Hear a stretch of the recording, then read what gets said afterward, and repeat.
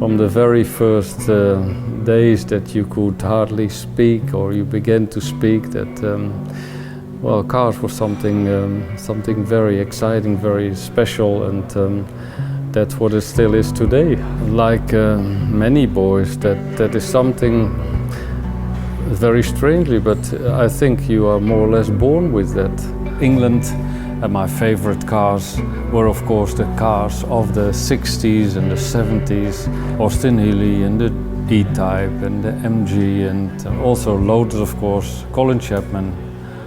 I was a big fan of Colin Chapman because what he did was totally opposite of what at that time the auto industry did. So he built a totally different cars, and besides that it was different, for me it was a very well, emotional car. It was very low at the styling of the 30s. If it was the Lotus 7 or the Lotus Europe or the Lotus Elite, I found them fantastic. He was a genius, and I don't think that I am a genius.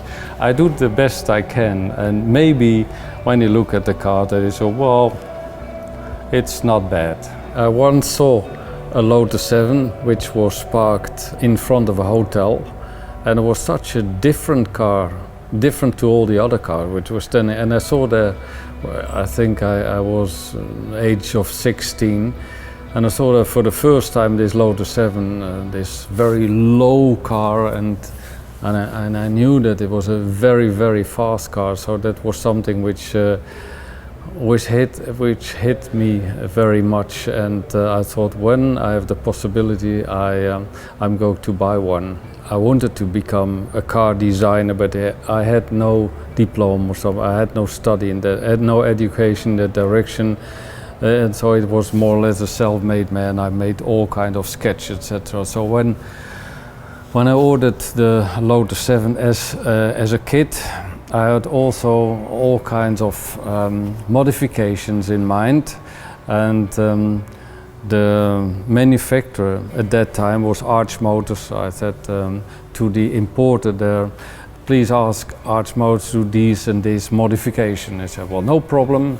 And you know how the English are, they never see any problem. But I waited and waited and waited, and this special Lotus 7 chassis never came.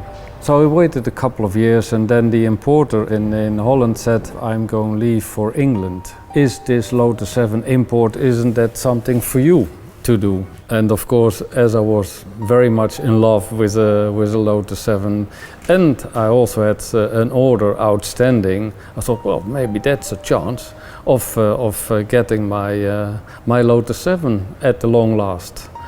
So then I took over from him, and well, a few weeks after there were 3 police cars coming to my workshop at that time. He was selling cars which had no homologation, and he said, well, that's from before the war or something like that, so we don't need that homologation.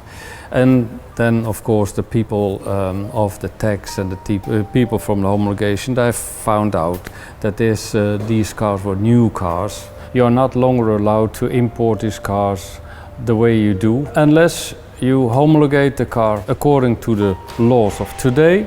So that's something which I started to do then. But I found out very quickly that the Lotus 7 never could be homologated. For instance, that in Holland they say you need a seat of 55 centimeters, and the Lotus 7 had only 40. They say, well, you need some rearward protection in collision, and there is now a petrol tank installed. That is also something which is not going. And so there were many more demands which they had. And then, of course, I was more or less forced into a situation or to stop or to start all over again with another chassis. So I went to the university, Technical University in Eindhoven at that time in 1977, and we started all over again with a chassis and body, etc. And in '78 I had my I had my first car, my first Donkervoort. I thought the name 7 is a very important name. So I better call it a 7. And Caterham, who bought in fact the rights of the 7, he said, well, you have to pay for the name, which was of course very logic. And so I paid for the name, but that was something of course which was quite difficult for the future, because they want more and more money for that. And then I thought, well, my car is so much different, so why don't use a different name? So that's why I called it, because it was bigger. I thought everything was a little bit bigger, if it was the engine or in fact the chassis or the dimensions.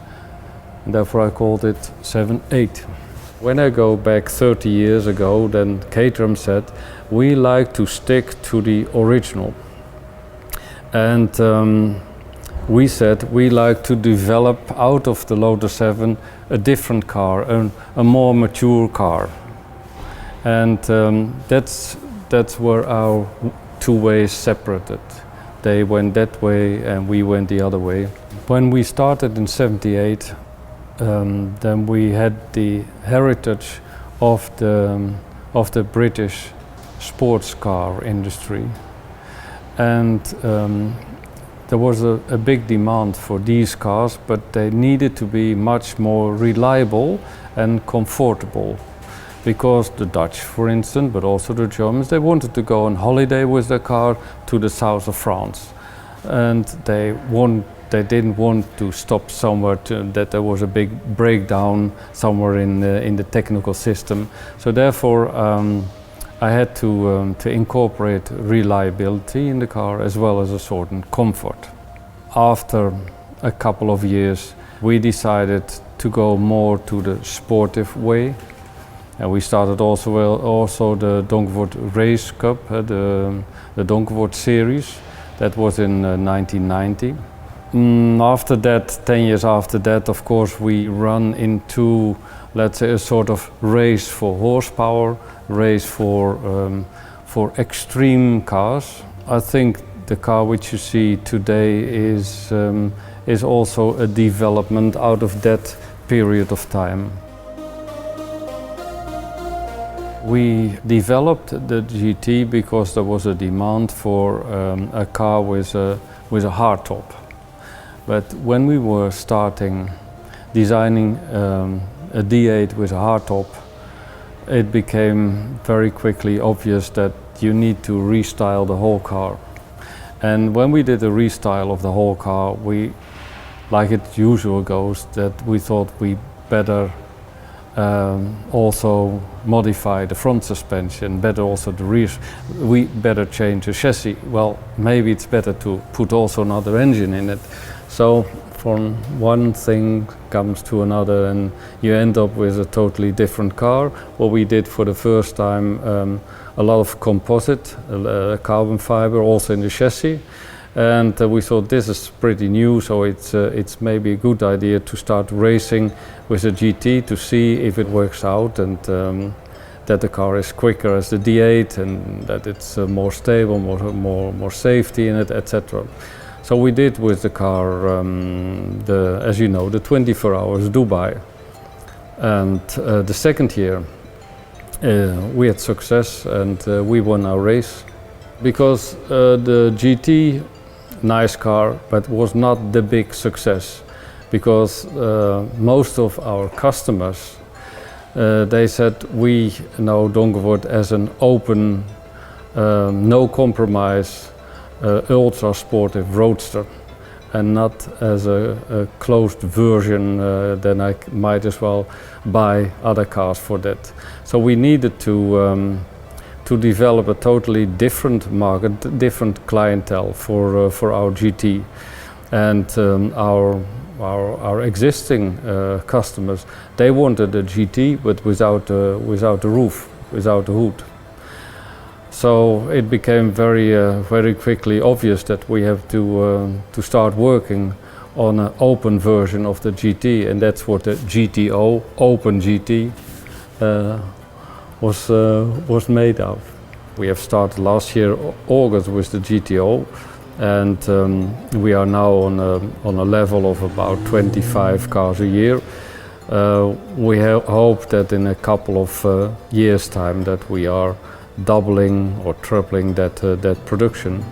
Like at this moment, the GTO, as you know, that's quite a fast car, and when other, let's say, well-known or famous drivers who do all kinds of other sports cars and they drive in your car and they say, well, this Donkervoort is absolutely, that's something which I've never experienced before. That's something which makes you very proud, of course.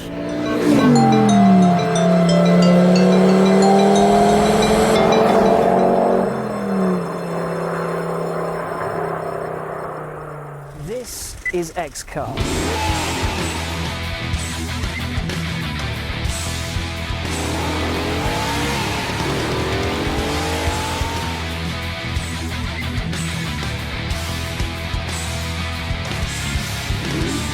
We bring you the best cars from around the world, from the latest supercars and greatest classics to epic driving adventures and awesome driving action. If you love cars, XCAR has you covered. Be sure to subscribe to make sure you never miss an episode, and join us on Facebook and follow us on Twitter to keep up to date with everything that's going on. XCAR, for the love of cars.